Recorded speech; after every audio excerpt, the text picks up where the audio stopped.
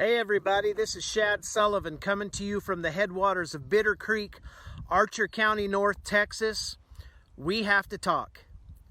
State officials will be assisting to help identify potential alternative markets if a producer is unable to move animals, and if necessary, advise and assist on depopulation and disposal methods. Ladies and gentlemen, we are plowing under vegetable crops from coast to coast. We are euthanizing millions of chickens. We are aborting sows and burying feeder pigs. We are dumping milk by the hundreds of thousands of gallons, and now they are preparing us to depopulate the fat cattle ready to harvest because of a bottleneck created by the effects of COVID. This thing hasn't been created by COVID, but the effects of COVID and the logistics therein. We are in trouble.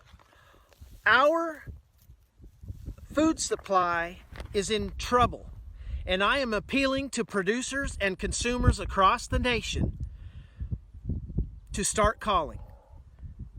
Yesterday, the first shipment of imported beef from the country of Namibia hit the shores of the United States of America.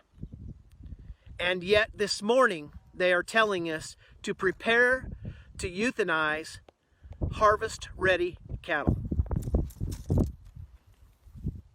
Am I the only one that sees a problem in this? It is time we get the American people back to work. It is time we get money flowing. It is time we get food on the shelves. Because if you're not concerned about this food supply problem, you better be. We have a huge supply and demand of food across this nation. We can feed the world ourselves, and yet we're destroying our harvests. At the same time, we are importing beef from other countries, beef that is less regulated than our beef, less safe, not as high quality of product, and yet it's happening. At the same time, they are preparing for us to euthanize our harvests. Does that make sense to America? For the last 10 years, we have been pressed to be sustainable. I've said all along, sustainability is a fraud. And right now, we're being forced to destroy our harvests. That doesn't sound like sustainability to me. It is time we get back to work. It is time the American people force the government to listen to us. We are of, by, and for the people. This is not Nancy Pelosi's country. This is not Donald Trump's country. This is your country, and you're going to go hungry.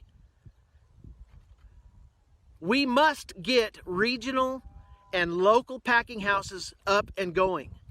Do we have to have those big packing plants? You bet we do, and they need to be running right now.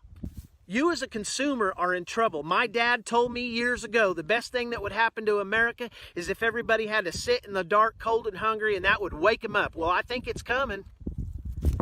We're in a dangerous position, ladies and gentlemen. We need to get going on this today, not tomorrow, today. You need to be calling your legislators. We need to be opening up the country. Your food supply is in danger.